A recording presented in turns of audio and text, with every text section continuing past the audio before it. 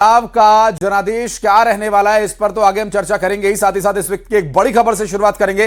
दतिया उपचुनाव से जुड़ी एक बड़ी खबर। दतिया उपचुनाव का पहला रुझान सामने आ चुका और घनश्याम सिंह को 3,367 वोट मिले हैं। आपको बता दें, कुंवर घनश्याम सिंह कांग्रेस पार्टी की ओर से उम्मीदवार है इस बार, और उम्मीदवार क्या हकदार साबित होगा, यह देखने का विषय होगा। इस बार दतिया उपचुनाव की यह सीट काफी दिलचस्प और 900 से ज्यादा वोट बीजेपी प्रत्याशी के लीड में नजर आ रहे हैं। आशुतोष तिवारी को 4,651 वोट मिल चुके हैं और पहला रुझान भारतीय जनता पार्टी के पक्ष में जाता हुआ नजर आ रहा है। दतिया से इस वक्त की बड़ी खबर और हर एक बड़ी अपडेट सबसे तेज, सबसे पहले हम आप तक पहुंचाएंगे। ये प्रयास हमारा रहेगा लगातार वोटों की गिनती, वोटों के रुझान से लेकर परिणाम तक। 900 से ज्यादा वोट बीजेपी प्रत्याशी के अभी फिलहाल इस राउंड में आगे चल रहे हैं। दतिया से इस वक्त की ये बड़ी खबर और सबसे बड़ी खबर ये कि जो पहला रुझान है वो भारतीय जनता पार्टी के पक्ष में जाता हुआ नजर आ रहा है। इसके अलावा कांग्रेस पार्टी के कुंवर घनश्याम सिंह को 3,367 वोट मिल चुके हैं और करीब करीब 900 वोटों से आगे चल रहे हैं। यहां आशुतोष तिवारी जिन्हें 4,651 वोट अब तक मिल चुके हैं और ये आंकड़े आगे अगले राउंड के साथ और बदलेंगे। दतिया उपचुनाव से जुड़ी हर एक बड़ी खबर हम आप तक पहुंचाएंगे। आप देखना यह होगा कि दतिया की जनता ने किसे दिया है जनादेश।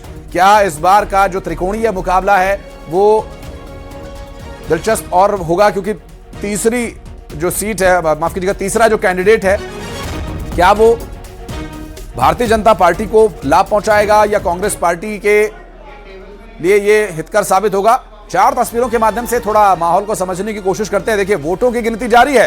वोट की काउंटिंग के लिए चुनाव आयोग ने सभी व्यवस्थाएं चाक चौबंद तरीके से की हैं ताकि पारदर्शिता और निष्पक्षता बनी रहे। इसके अलावा जो काउंटिंग की शुरुआत हुई थी पोस्टल बैलेट से, क्योंकि उसमें ज्यादा समय लगना था, एक एक पेपर गिनना और फिर उसको एक तरफ इकट्ठा करके रखना, और ये इसमें थोड़ा समय लगता है, इसलिए पहले पोस्टल बैलेट से ही गिनती शुरू, क्योंकि ईवीएम में तो कैलकुलेशन है। आप एक बटन दबाइए, बीजेपी को कितने वोट मिले सामने आ जाएगा, फिर एक बटन दबाइए, कांग्रेस पार्टी के कितने वोट थे वो सामने आ जाएगा। कुल मिलाकर ऐसे 21 बार आपको शायद बटन दबाने पड़े, या जो भी उसका टेक्निकल सिस्टम होता हो वो भी हम आगे अपने एक्सपर्ट से समझने की कोशिश करेंगे। सुरक्षा के कड़े इंतजामों के बीच मतगणना को लेकर के तैयारियां भी की गई हैं और सभी जो कैंडिडेट्स के एजेंट्स हैं वो भी मौके पर हैं और बातचीत का सिलसिला आगे बढ़ाएंगे। प्रियंका जी हमारे साथ जुड़ गए भारतीय जनता पार्टी से। प्रियंका जी, दतिया का ये जो चुनाव है साख का चुनाव बन चुका है। अभी जो पहला राउंड है वो तो बीजेपी के पक्ष में जा रहा है। जितने भी राउंड होंगे भगवान आशुतोष की कृपा उनके नामधारी हमारे प्रत्याशी आशुतोष तिवारी के ऊपर बनी रहेगी, मां दतिया की कृपा से। और जनता जनार्दन जिन्होंने देखा है कि किस तरीके से भ्रष्टाचारी के कारण आज उपचुनाव का भार भी मध्य प्रदेश सरकार के ऊपर पड़ा है, तो निश्चित है ये सब चीजों को देखते हुए, और वैसे भी कांग्रेस ने तो अपनी हार स्वीकार कर ही ली है कल, इसलिए उन्होंने जो हार का ठीकरा फोड़ने के लिए राजन भारती जी को कल निष्कासित किया है। तो ये तो सीधे स्पष्ट परिलक्षित है। वो तो कह रहे थे अनुशासनहीनता के चलते उन्हें बाहर कर रहे हैं, तो पहले ही कर देते। हाँ। आज लास्ट डे इलेक्ट, मतलब कल काउंटिंग होना है और आज लास्ट नाइट आप बिल्कुल किसी को निष्कासित करते, तो अगर ये अनुशासनहीनता थी तो पहले ही कर देना चाहिए था। पहले भी लोगों ने स्पष्ट किया था, उनके भाषण जो है वो तो जिस दिन टिकट डिस्ट्रीब्यूशन हुआ था उस दिन से इलेक्शन का चालू हो गया था। उन्होंने जो शब्द बोले हैं पार्टी की जो कार्यप्रणाली उसको लेकर के सदैव वो सवाल खड़े करते रहे, लेकिन इतने दिन तक जीतू पटवारी जी किसका इंतजार कर रहे थे। सीधी सी बात है, स्पष्ट हो रहा है कि जब दिख रहा है कि आज हम चुनाव हारने वाले हैं तो बलि का बकरा जिसे बनाना था उन्हें बना दिया, और जो पिक्चर रिलीज होने से पहले जो ट्रेलर रिलीज करना था वो उन्होंने कर दिया। कि कब तक ईवीएम को दोष देते, दोष किसी पे तो मरना था, अपनी कार्य पद्धति को ना सुधारते हुए वो लोगों को ही अलग अलग करते चले। तो आपके यहाँ भी कम नहीं हुई थी, लेकिन वो अलग बात है कि आप लोग समेट देते हैं बहुत जल्दी। तो यही तो संगठन की खूबी होती है। अगर वरिष्ठ नेतृत्व बैठ रहा है, सब रहा है, समस्याओं को सुन रहा है और समाधान की ओर अग्रसर है, यही वरिष्ठ नेतृत्व का कार्य होता है। अगर कोई बड़ा परिवार है तो वरिष्ठ जन यही करते हैं। तो अगर ये पद्धति हमारे परिवार में चल रही है तो इसके लिए हमें गर्व है। अपने मत हो सकते हैं परंतु मतों से ऊपर, मतभेद से ऊपर अगर पार्टी को अगर कार्यकर्ता रखता है तो यही विशेषता भारतीय जनता पार्टी को विजयश्री दिलाती है। और स्वाभाविक है, और चूंकि अभी पोस्टल पेपर्स की गिनती और पहले राउंड की काउंटिंग होने के बाद करीब करीब 900 वोटों का लीड लिए हुए हैं आशुतोष तिवारी। लेकिन प्रियंका जी, चूंकि अभी एक और थोड़ा राउंड दूसरा काउंटिंग में है, इस बीच एक मैं अपने दर्शकों के उन कार्यकर्ताओं के लिहाज से वो प्रश्न पूछना चाहूंगा, आपके कार्यालय में क्या बन रहा है? लड्डू बनवा रहे हैं आप लोग, पोहा जलेबी बनवा रहे हैं, सेलिब्रेशन कैसे होगा? बिल्कुल निश्चित है कि लड्डू भी बटेंगे, पोहे जलेबी भी बटेंगे, और चूंकि आज बहुत से लोगों का व्रत है तो हो सकता है फलहारी खिचड़ी भी होगी। तो ये तो निश्चित है कि भगवान भोले का प्रसाद है तो सभी में बटेगा, और माँ पीताम्बरी की कृपा हुई है तो लड्डू तो बनने ही है। तो देखते जाइए, और विजयश्री के लिए हम भी अग्रसर हैं, और आप लोग की शुभकामनाएं तो हैं आप लोगों के स्नेह के लिए, और जो निष्पक्ष आप लोग सारे विषय रखते हैं उसके लिए आप सभी के हम आभारी भी हैं। स्वाभाविक है, क्योंकि जिस तरह से अभी ये पूरा चुनाव दिलचस्प रहा है। कांग्रेस कह रही थी प्रियंका जी की सत्ता से लड़ाई है चुनाव की, बीजेपी या उनके कैंडिडेट से लड़ाई की बजाय सत्ता से लड़ाई है। जब सत्ता से अगर चुनाव लड़ रहे हैं तो ये उस लिहाज से देखा जाए तो उस चुनाव को एक नेक्स्ट लेवल पर कांग्रेस ने ले जाने का प्रयास किया कि ये बहुत बड़ा चुनाव है कि सीधा ये सत्ता से वो चुनाव लड़ रहे हैं। तो सत्ता से अगर चुनाव लड़ेंगे, अगर एक सीट के लिए पूरी मध्य प्रदेश की विधानसभा सीटों के खिलाफ एक दतिया की सीट को वो लेकर चल रहे हैं, तो इसका मतलब है कि अगर किसी भी वजह से अगर कुंवर घनश्याम सिंह लीड लेते हैं या जीतते हैं तो ये एक बहुत बड़ा मैसेज देने का कांग्रेस प्रयास करेगी। यहां से कांग्रेस की लड़ाई सत्ता से नहीं, विकास से है। सत्ता से नहीं, इनकी लड़ाई गौरव गान से है, राष्ट्र के निर्माण से। आप देखिए, जब भी कुछ ऐसा हुआ है कांग्रेस ने सदैव विरोध किया, चाहे का हो चाहे नई संसद का हो। ऐसे दतिया के विकास मॉडल से भी उनके पेट में दर्द होना, क्योंकि 55 साल तक तो ये लोग उसको अपना गढ़ मानते रहे, परंतु अपने गढ़ की रक्षा भी नहीं करी, साथ में गढ़ का विकास भी कभी नहीं किया। और आज जब वो सीट इनके हाथ में नहीं है तो बौखलाहट तो है ही। तो इनकी लड़ाई सत्ता से नहीं, इनकी लड़ाई विकास धारा से रहती है, राष्ट्र के गौरव गान से रहती है, राष्ट्र निर्माण से रहती है, देशभक्ति से रहती है। और आज यदि अभी आप देख लीजिए किस तरीके से सनातन को गरिया रहे हैं, तो निश्चित है कि इनका जो एजेंडा है वो पूरी तरीके से जनता के सामने है, और जनता इसी कारण अलग अलग राज्यों में भी भारतीय जनता पार्टी के साथ चल रही है। और जो कार्यकर्ता सतत मेहनत करता रहता है, आज उसकी विजयश्री निश्चित है कि उनके जो कार्य की है, इतनी मेहनत करी है, आज विजयश्री प्राप्त होकर के आशुतोष जी को विजय बनवाई। देखते जाइए आप, अभी तो एक राउंड हुआ है, 15 राउंड में भी कोई परिणाम बहुत ज्यादा परिवर्तित नहीं होने। प्रियंका जी, हमारे साथ नितिन भंसाली जी भी जुड़ गए कांग्रेस पार्टी से। नितिन जी, बहुत स्वागत है। पहला राउंड हालांकि अभी कांग्रेस के पक्ष में नहीं जा रहा है, आप उम्मीद तो होगी आपको कि आने वाले कुछ राउंड में बढ़त मिले?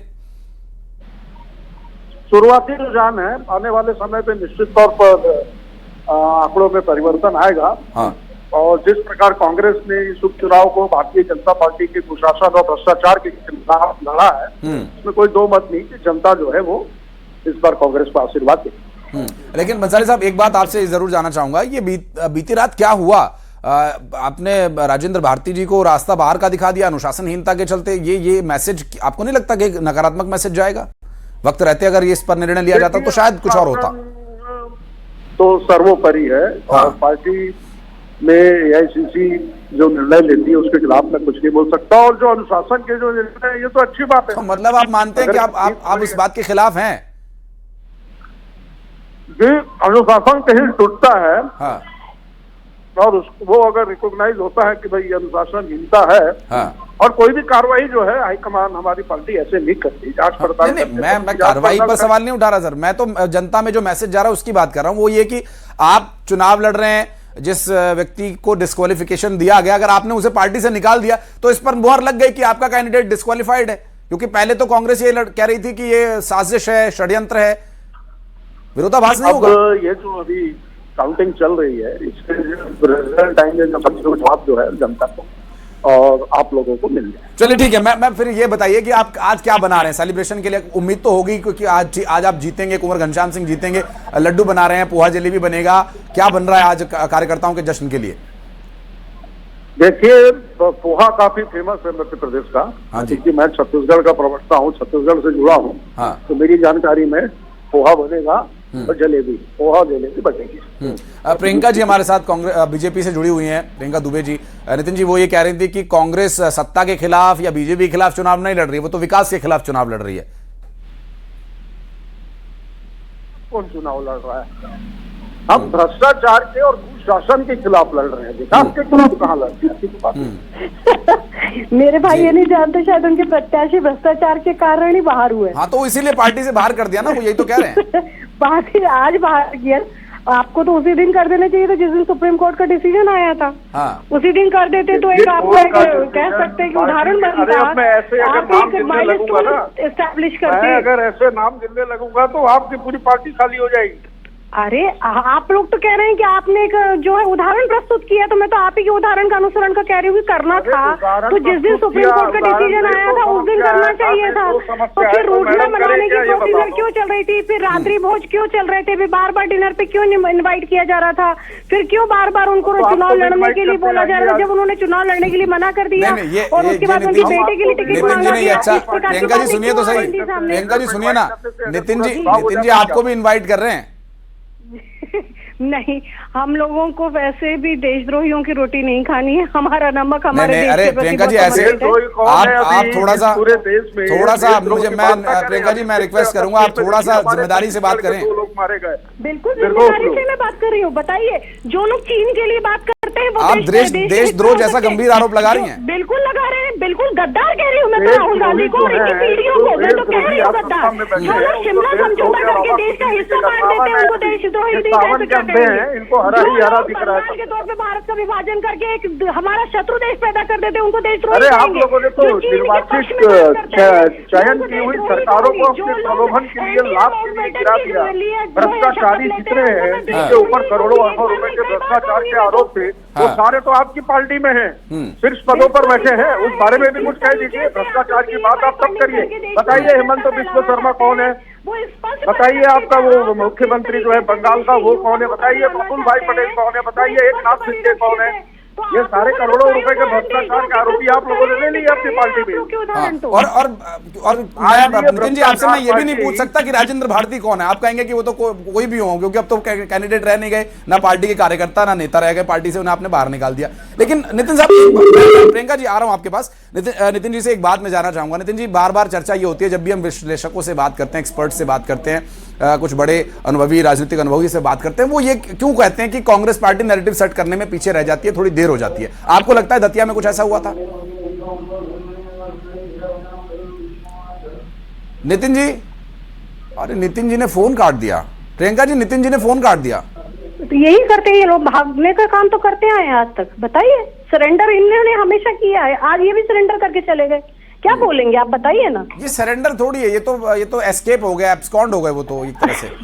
सरेंडर तो ये होता कि वो सामने से ये बात बोलते कि हाँ हमारी पार्टी के कैंडिडेट जो पिछले जीते थे वो ठीक नहीं थे, या जो भी कहते हैं। मैं अपनी तरफ से नहीं बोलूंगा। कह रहा है, एक बात बताइए, सुप्रीम कोर्ट ने जो निर्णय निकाला है, न्यायपालिका के ऊपर हमारा हमेशा विश्वास रहा है।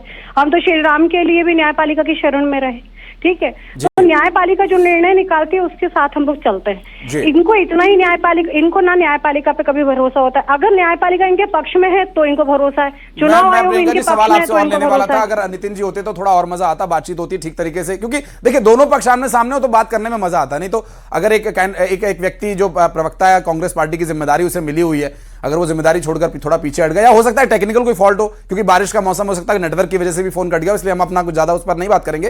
प्रियंका जी, मैं रिएक्शंस दिखवाना चाहूंगा हमारे दर्शकों को इस चुनाव उपचुनाव के परिणाम को लेकर के, क्या कुछ कह रहे हैं नेता, कार्यकर्ता और आम जनता के क्या कुछ रिएक्शंस हैं, ये सुनवाते हैं।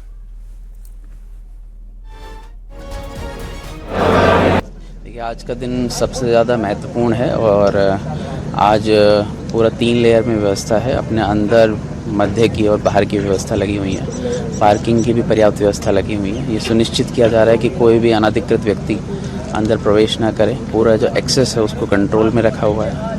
पूरा यह सुनिश्चित किया जाएगा कि यहाँ पर किसी भी इस अवस्था में भीड़ ना आए और भीड़ नियंत्रण में रहे। यह सुनिश्चित करने के लिए लगभग 400 से अधिक का बल यहाँ पर लगाया हुआ है और 100 का लगभग रिजर्व बल तैनात है।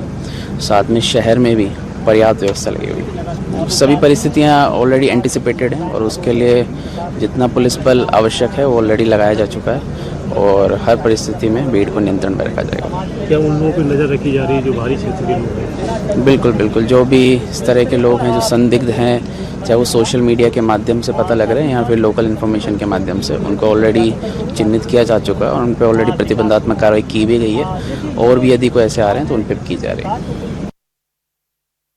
धीरे धीरे आएंगे। यहाँ हमारा सबसे पहला जो जिम्मेदारी रहेगी यही रहेगी कि जो एजेंट वहाँ बैठे हैं वो संतुष्ट हो जाएं, सभी पारदर्शिता से हो, ताकि किसी को कोई भी दिक्कत या समस्या ना हो। तो हो सकता है शुरुआत में हम लोग राउंड धीरे करें जब तक सब संतुष्ट है, उसके बाद जब सबको ठीक लगने लगे तो उनके हिसाब से राउंड को तेज कराएंगे।